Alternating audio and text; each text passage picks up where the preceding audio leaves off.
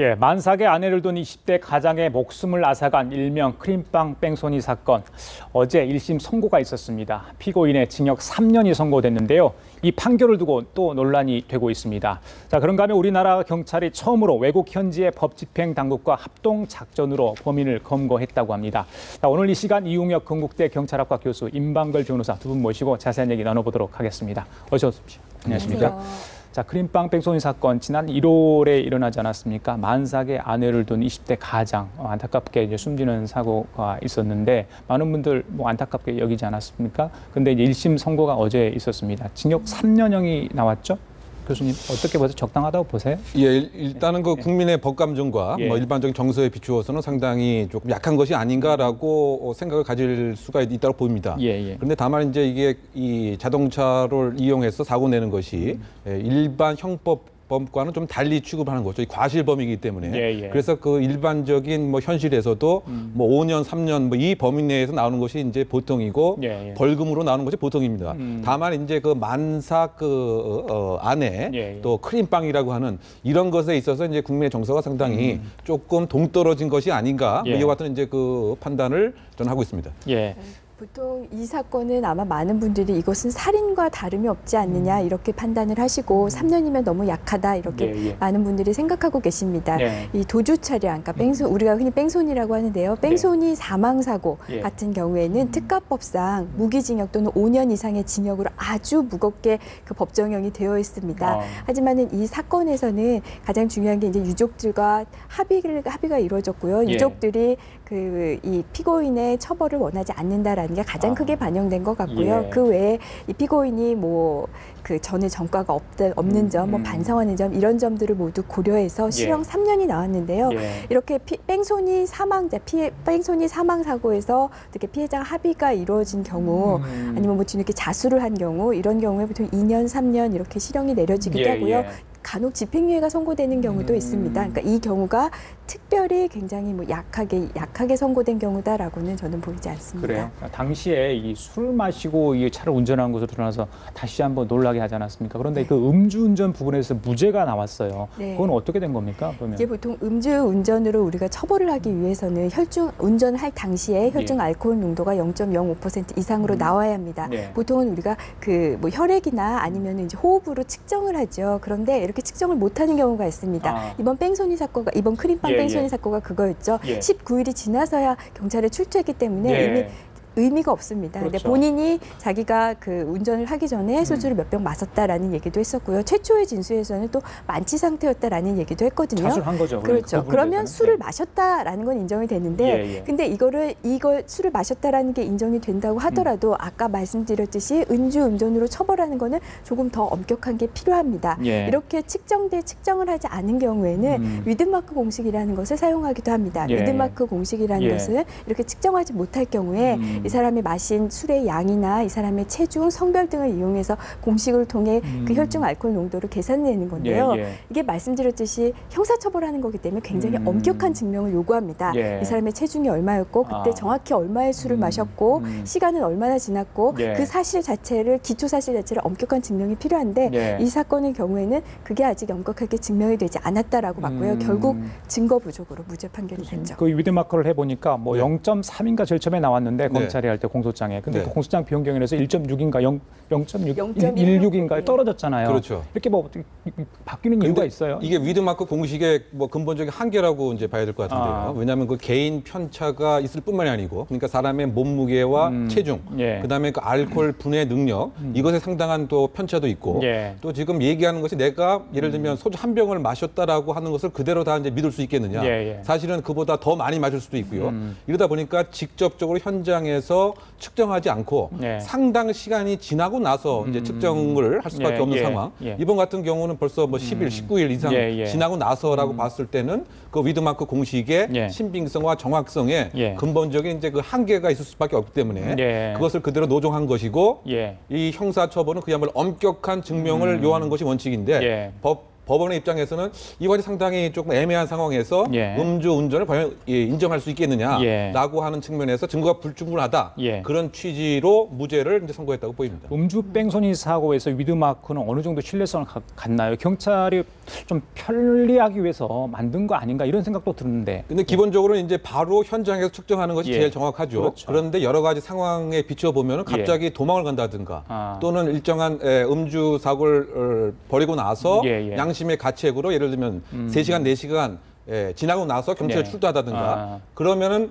운전을 했을 당시에 그 음주 농도고는 아닌 것이죠. 그래서 이것을 보완하기 위해서 이른바 공식을 만들어서 그 몇 병을 먹었는지 몇 시간이 경과를 했는지 이 사람의 체중은 어떤지 등을 대입을 해서 그 양을 놓고서 어느 정도의 음주 양이구나 운전했을 당시 이렇게 과학적으로 이제 추정을 하는 것이기 때문에 예를 들면 일반적으로 2시간, 3시간 뭐 이 정도에서는 정확하게 판단할 수 있지만 뭐 예를 들면 3일이 지나고 4일이 지나고 무려 이제 19일까지 지난 상태에서는 상당 부분 한계가 있고 그 얘기 자체가 다 피의자, 피고인의 진술에만 의존을 한 것이기 때문에 과연 그 신빙성 문제도 사실은 엄격한 증명에는 일정한 한계가 있지 않는가. 근데 그와 같은 이제 문제는 뭐 일부분 있다고 봐야 되겠죠. 임 변호사님, 억울하다 이런 생각하신 분들은 대법원까지 가서 이제 상고를 할 것 같은데 대법원 판결은 어떻게 판례가 다 다른? 지금 뭐 1심 판결이 났죠. 근데 지금 그쪽 이 피고인 입장에서는 좀 더 판결문 내용을 더 숙지를 해서 더 검토를 한 다음에 항소 여부를 결정하겠다라고 하는데요. 아마 1심 판결에 대해서 좀 무겁다고 생각을 하는 것 같다는 생각도 조금은 합니다. 근데 뭐 아까도 처음에 모두에 말씀드렸듯이 3년이라는 형이 그렇게 이례적으로 많은 형도 아니고 그렇다고 이례적으로 적은 형도 아니라고 저는 생각이 되는데요. 항소를 한다고 해서도 크게 우선 이 뺑소니 사망 부분에 대해서는 달라질 것 같지가 않고요. 음주운전 부분에 대해서도 1심에서 증거가 부족하다라고 봤기 때문에 새로운 증거가 나오지 않는 이상 2심에서도 1심 판단을 존중하지 않을까라고 예상을 해봅니다. 그 피해자가 무단 횡단을 했잖아요. 그 부분은 어떻게 피해자의 과실로 인정을 해서 조금 참작이 됐을까요? 그러면? 그래서 이제 그것이 뭐 일반적인 뭐 민사 관계라든가 하면 피해자 과실이 뭐 6대4, 7대3의 비율로 나눠지지만 뭐 이번 같은 경우는 양형에 있어서의 뭐 일부 참작을 한 것이 아니겠는가? 뭐 저는 그렇게 보고 있는데요. 예를 들면 이제 이것이 교통 신호기가 설치된 것인지 아닌 것인지 또는 이제 이것이 온전한 가해자만의 뭐 책임인지 등이 뭐 양형의 한 요소로서 작동은 됐을 것이다. 그런데 그보다는 아까 잠깐 말씀을 하신 바와 같이 피해자 자체가 처벌을 원치 않고 있고 합의도 원만하게 이루어지고 있고 뭐 이런 점이 가장 중요한 양형의 요소로 작동된 것이 아닌가 이렇게 보고 있습니다. 그래요, 알겠습니다. 자, 보이스피싱 얘기 좀 해보겠습니다. 정말 우리 주변에 너무 많은 피해자가 있습니다. 뭐 형태도 굉장히 많고요, 범죄 유형도 굉장히 달라지고 또 기업형, 조직적으로 이루어지고 있다는데 경찰이 이거를 조직범죄 수준으로 해서 처벌하겠다. 이렇게 어제 이야기한 것 같습니다. 좀 심각하죠? 그렇죠. 이게 내책을 내놓을 정도면. 왜냐하면 지금 보이스피싱 자체가 뭐 점조직 형태로 사실은 이루어지고 있다라고 이렇게 평가를 하고 있습니다. 예를 들면 통장 모집책에서부터 인출책, 또 전화를 거는 사람은 따로 있고요. 뒤에 이른바 수기에 해당되는 사람은 리더는 따로 있다. 근데 지금까지의 그 접근 방식은 개별적인 범죄자만을 잡았고 그러다 보니까 이것이 소멸되지 않고 더 진화 발전하고 있다. 그렇다고 본다면 형량을 강화하는 것 못지않게 이것을 근본부터 뿌리 뽑을 수 있는 일망타진적 접근을 하겠다라고 하는 것에 범죄 단체에 관한 의율에 의미가 있지 않는가 이렇게 보입니다. 그렇다고 본다면 중요한 것은 과연 범죄 단체임을 입증할 수 있느냐, 구중할 수 있느냐, 즉 통솔의 체계가 있는 것인지, 각 역할 부담이 정말 이루어지고 있는 것인지, 이것을 사실을 입증하는 것이 그게 기준입니까? 그것이 하나의 이제 제일 관전 포인트가 되지 않을까 보입니다. 그래요. 이 보이스피싱 같은 경우 대부분 사기죄로 이렇게 고소되죠? 이렇게 고발되거나. 지금까지 보이스피싱 범죄자들 사기죄로 기소가 되고 처벌을 받았습니다. 사기죄 형법에 의하면 10년 이하의 징역 2천만 원 이하의 벌금인데요.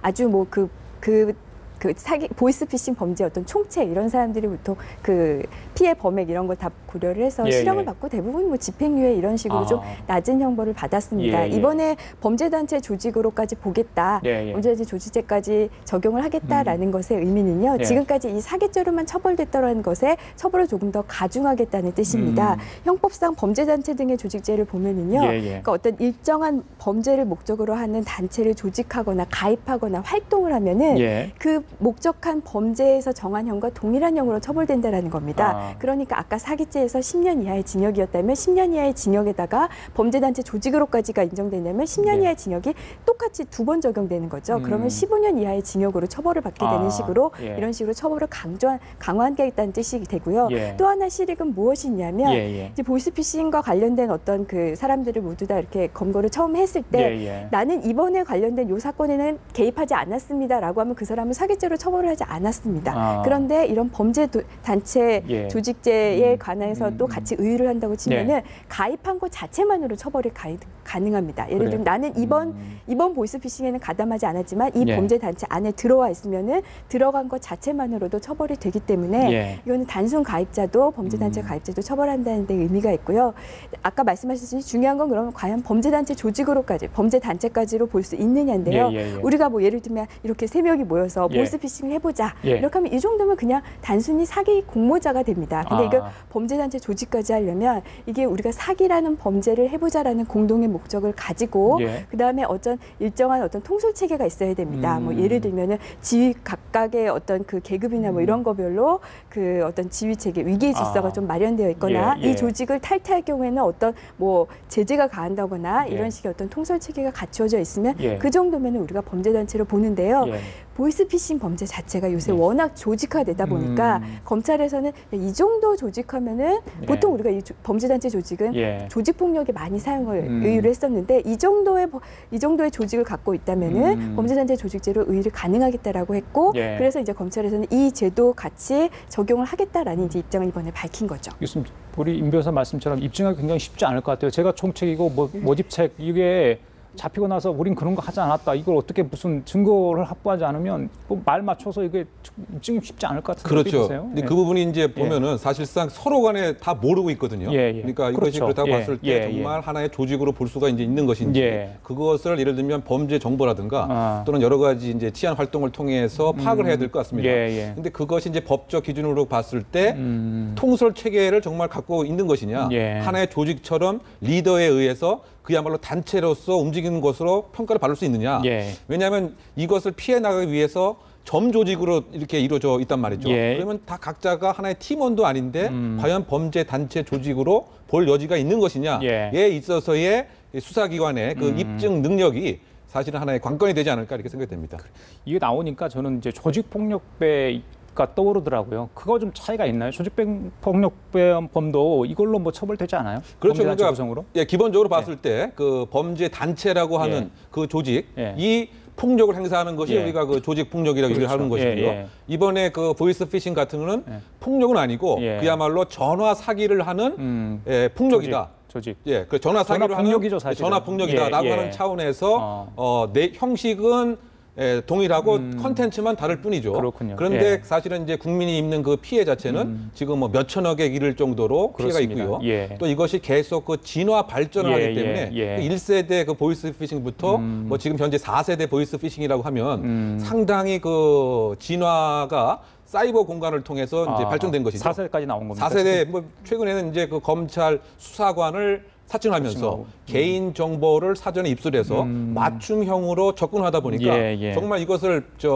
뿌리치기에는 전문가들도 상당히 한계가 있는. 그래서 이것은 결국 국가 그 경제를 좀먹는 아주 중요한 화이트 칼라 범죄 한 측면에서도 국가의 어떤 총체적 대응이 반드시 있어야 될 것 같고요. 더 중요한 것은 이것을 가능하게 하는 인프라에 대한 와해도 함께 있어야 될 것 같습니다. 이를테면 이제 대포 통장이라든가 대포 폰이라든가 중국과의 긴밀한 형사사법 공조라든가 이와 같은 그 인프라의 확보와 이 범죄를 가능하게 하는 인프라의 와해 이것이 결국 이제 보이스피싱을 막는 하나의 그 기본 시작이 아닌가 생각됩니다. 알겠습니다. 자, 그리고 어제 이제 우리나라 경찰 역사상 좀 획기적인 일이 있었습니다. 좋은 일이죠. 외국 현재 법 집행 당국과 공조를 통해서 범인을 검거했습니다. 필리핀으로 도주한 범인이었는데 1,000억 원대 유사 석유 판매를 해서 도주를 했는데 많은 분들 필리핀으로 범죄를 저지르고 도주를 해요. 필리핀이 왜 이렇게 그 범인들이 가져가는 나라가 됐어요? 그렇죠. 근데 먼저 이제 이거 상당히 그 의미가 있는 그 사안이라고 봐야 될 것 같아요. 왜냐하면 이것은 단순한 국가 간의 형사사법 공조 체계를 사실 뛰어넘는 것이었거든요. 왜냐하면 이제 영사가 아니었고 실제 국내 한국 수사관이 직접 검거에 참가를 했다. 이거 상당히 그 이례적인 것이죠. 왜냐하면 이를테면 형벌권이라고 하는 것은 각 나라의 주권 중에서 가장 민감한 부분이기 때문에 자국의 그 경찰이 직접 하는 것을 원칙으로 하고 그것에 생기는 것에 있어서 자국의 뭐 특별한 이익이 있지 않는 한 이렇게 인도하는 걸 좀 꺼려하죠. 우리가 뭐 잘 알고 있는 그 유섬나 지금 뭐 프랑스에 도주하고 있는 그 사건도 그와 같은 이유란 말이죠.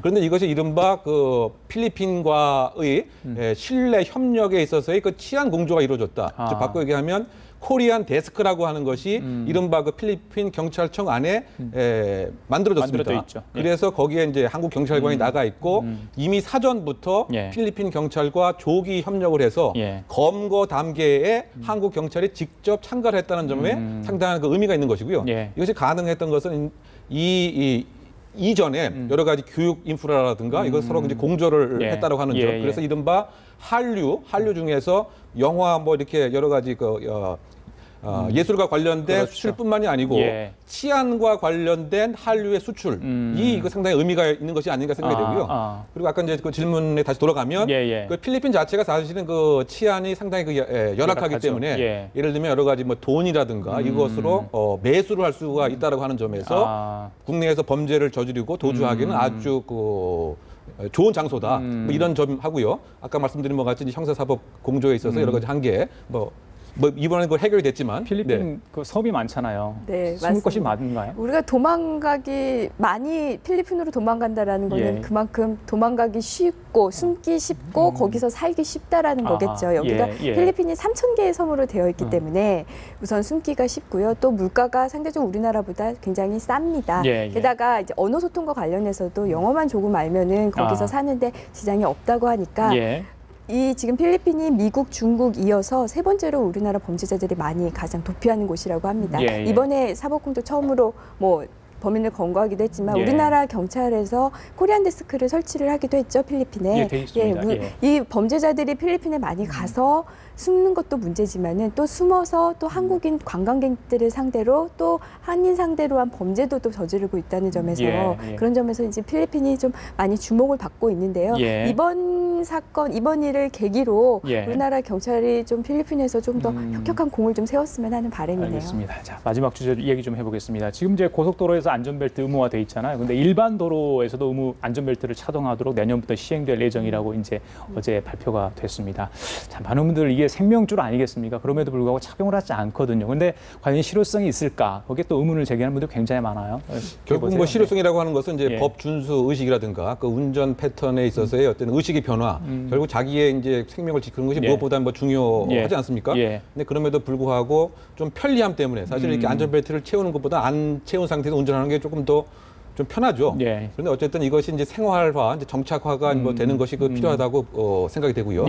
왜냐하면 이제 여러 가지 통계 조사의 결과에 의해도 안전벨트를 했을 때와 안 했을 때에 여러 가지 치명적인 손상 같은 것이 분명히 차이가 있죠. 그래서 이것이 그 생활 패턴화됨이 법에 대한 규정 못지않게 더 중요하고 현실성 인식과 관련돼서는 이것은 뭐 강제하는 법이긴 하지만 나의 신체 안전을 위해서 하나의 생활 패턴을 만든다라고 생각하는 것이 더 중요하지 않을까 생각됩니다. 범칙금 얼마 묻느냐가 문제가 아니잖아요. 가족들의 생명과 관련돼 있잖아요. 근데 사실 뒷좌석에 앉아 있는 분들은 잘 매지 않잖아요. 우리가 처음에 동승자 옆에 앉은 사람한테 안전벨트를 매게 했을 때 그 처음에 맬 때는 되게 불편했거든요. 근데 어느 순간 시간이 지나다 보니까 저는 주로 옆에 보조석에 앉는데요. 이걸 매지 않으면 이상합니다. 왜냐하면 이 습관이 됐기 때문에 이 뒷좌석도 이번 범칙금 3만 원 범칙금이 정해졌죠. 그래도 이 계속 뒷좌석에서도 안전벨트를 매는 것을 이 계속 이제 법으로 만들고 계속 습관화한다면은 확실히 이 교통사고 사망률은 줄어들 것 같습니다. 왜냐하면 이 안전벨트를 맸을 때와 매지 않았을 때 교통사고가 발생했을 경우 사망하는 그 부분이 2.7배나 차이가 납니다. 그리고 가까이 선진국만 봐도 독일 같은 경우에는 97%가 뒷좌석도 다 안전벨트를 매고요. 거의 전부라고 봐야겠죠. 영국도 거의 90% 가까이 뒷좌석에 있는 사람도 안전벨트를 맵니다. 선진국에서 왜 매겠습니까? 그만큼 사망률을 줄이기 때문이죠. 저는 이번 이 개정안은 아주 잘 됐다고 봅니다. 그래요? 알겠습니다. 지금까지 이용혁 건국대 교수로 임방글 변호사였습니다. 두 분 말씀 잘 들었습니다. 감사합니다.